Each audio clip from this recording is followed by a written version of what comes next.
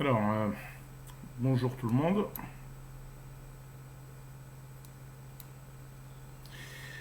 Aujourd'hui, je vais vous montrer comment paramétrer le logiciel ETPOS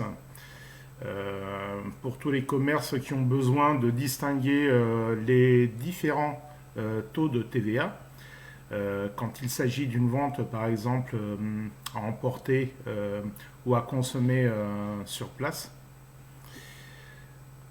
D'accord. Alors, je vais vous montrer tout d'abord un exemple d'une consommation d'un client.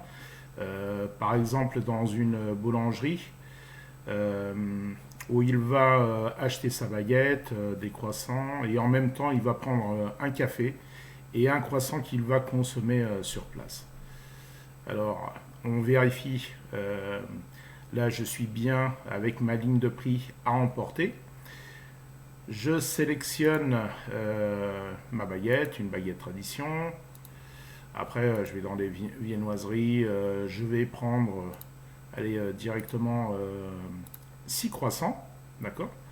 Mais maintenant, il veut alors son petit croissant avec son café. Alors, on change. On va mettre sur place. Un croissant sur place. Et un café. D'accord. Alors, je fais l'encaissement. OK.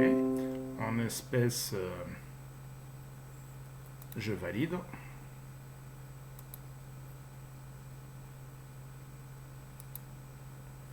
Et on va vérifier ici au niveau du ticket de vente. Alors, j'ai ma baguette tradition avec A5,5, mes 6 croissants à 5,5. J'ai un croissant à 10 parce que c'est la consommation sur place et mon café à 10%. D'accord. Alors, je vérifie, j'ai bien les totaux des taux de TVA. OK. Alors, comment on paramètre tout cela? Pour paramétrer les lignes de prix sur place ou à emporter. OK. Alors on va dans le système, configuration et ligne de prix. D'accord. Alors, sur le prix 1, ligne de prix 1, j'ai mis à emporter. Sur la ligne de prix 4, j'ai mis sur place. Et j'ai utilisé ici le UP1 qui veut dire c'est utilisation du prix 1 si la ligne de prix ne change pas. Okay. Comme ça, je n'ai pas besoin de renseigner de nouveau, retaper le prix. OK.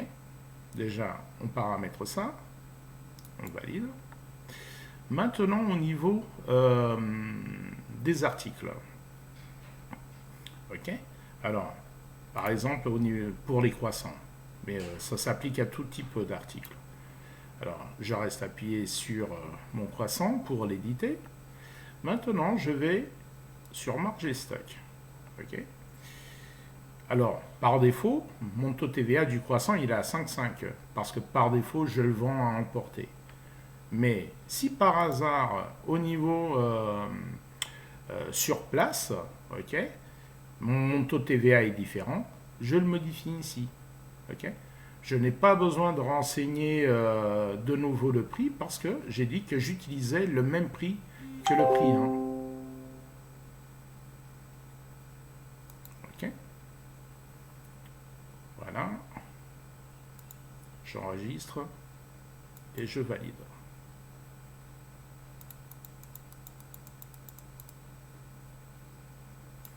Alors, maintenant, je vais vous montrer un exemple d'une configuration, par exemple, pardon, pour un fast-food, avec les demandes en cuisine pour la préparation des sandwichs. Okay. J'ai par exemple ici une famille kebab ou pizza, ça s'applique l'un à l'autre. Par exemple, je prends par exemple un kebab bœuf. Ok. Euh, allez, je peux dire sans oignon, je veux pas d'oignon dans le kebab. Ok. Je peux prendre une boisson, par exemple une Fanta orange, hein, autre. Ok. Et maintenant, qu'est-ce que je fais? Bah, je vais faire l'encaissement. Ok. J'ai bien vérifié, c'est à emporter. D'accord. Alors, si j'encaisse, le client il me règle en espèces. Alors, euh, comme on peut voir, 10% le kebab, 5,5 la Fanta. Ceci parce que c'est importé. Ok. J'ai aussi un numéro de ticket qui est le 1,23. D'accord. Alors, cette commande, elle est sortie, elle est passée en cuisine. Ok. Le client, lui, qu'est-ce qu'il a besoin? Eh bien, il va être appelé par le numéro, comme vous pouvez voir. Ça, c'est le ticket qui va sortir en cuisine. Ok. Le ticket 1,23. Attention, ici l'exemple un article et un article de nouveau. Alors, ce serait par exemple mon kebab et ma Fanta. Ici, comme vous pouvez voir, il n'y a pas la description de l'article parce que je suis en mode démonstration. Je n'ai pas de licence sur mon PC. D'accord. Je suis en mode de démonstration. Après, si j'avais une licence, bien sûr que les articles ils seraient bien imprimés sur le ticket. Hein. Faut pas croire que ça va sortir sans description. Et même, bon, on a vu les commentaires. Ok. Je vais vous montrer aussi comment on paramètre les commentaires. Alors, l'autre exemple, c'est un client achète, mais sur place, la pizza, allez, sans olive par exemple, avec la même Fanta, d'accord, mais il va consommer sur place, ok, on va voir que les taux de TVA, par exemple maintenant de la Fanta, est exactement la même, parce que j'ai dit que c'était à consommer sur place, d'accord. De la même façon, après, le ticket sort en cuisine et le client l'appelle par le numéro du ticket pour récupérer sa commande. Ok. Ça, c'est un système fast-food. Je paye et après, je vais chercher mes articles. Ok. Alors, maintenant, imaginons un client appelle pour faire sa commande et il va chercher sa commande sur place. Ok. Alors, comment je fais? Pour cela, je sélectionne si le client existe déjà, bien sûr. Je peux sélectionner mon client ou le créer directement. Ok. Imaginons Daniel. Ok. Je peux mettre son adresse. Imaginons ça, c'est utile pour les livraisons à domicile. D'accord. Je sélectionne mon client. Maintenant, il me commande, par exemple, même, allez, ça va être kebab sans oignon, un autre kebab mixte sans maillot, ok. Il me commande ça. Alors, je peux enregistrer normalement, ok.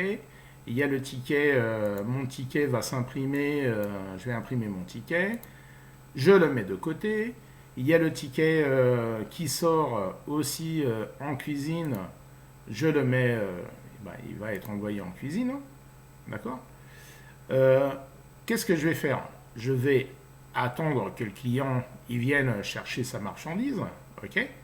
Euh, et pour faire le règlement. Alors, je l'ai encaissé en espèces, d'accord? Mais le client, par exemple, il me règle en carte bancaire. J'ai toujours la possibilité de venir sur le ticket, le modifier, et au niveau du mode, le type de règlement, je peux modifier mon règlement. Ceci, je peux le faire pendant la journée. D'accord? C'est le jour de la caisse qui est ouverte.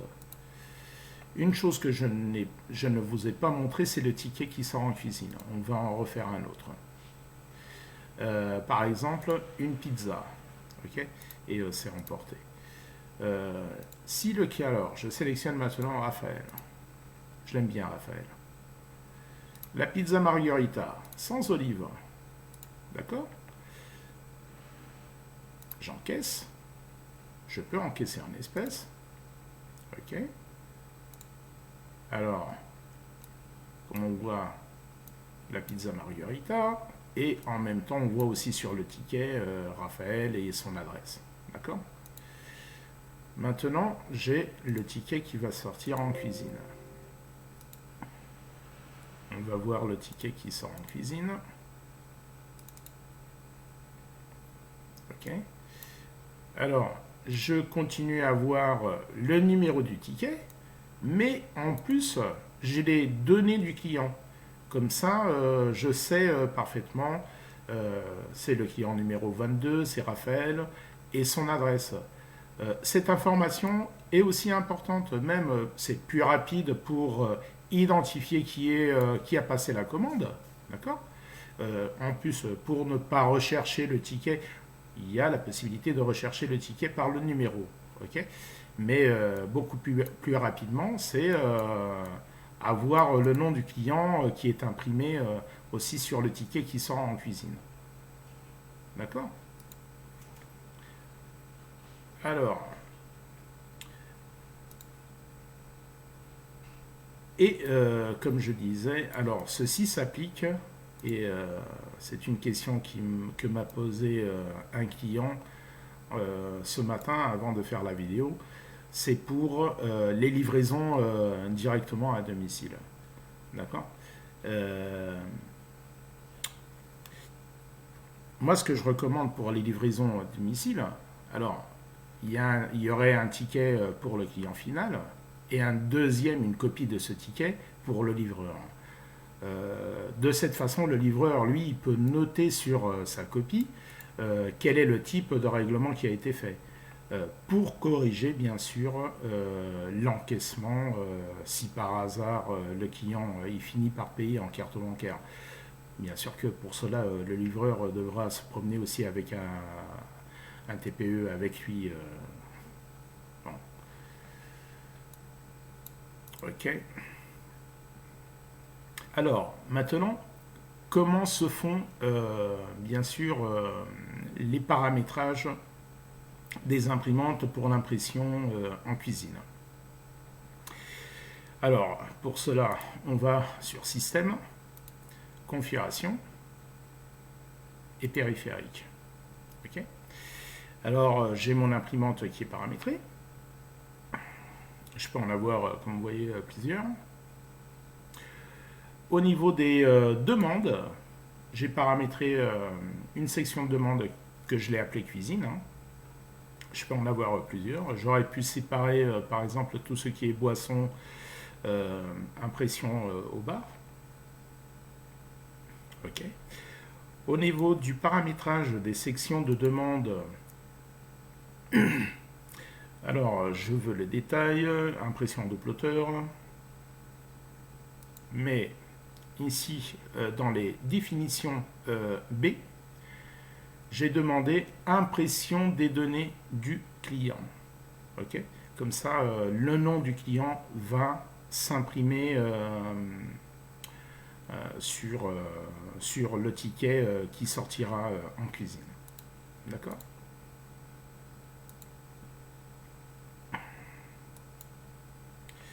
Maintenant, au niveau des articles, ou dans ce cas-là, directement sur la famille, c'est les sections de demande.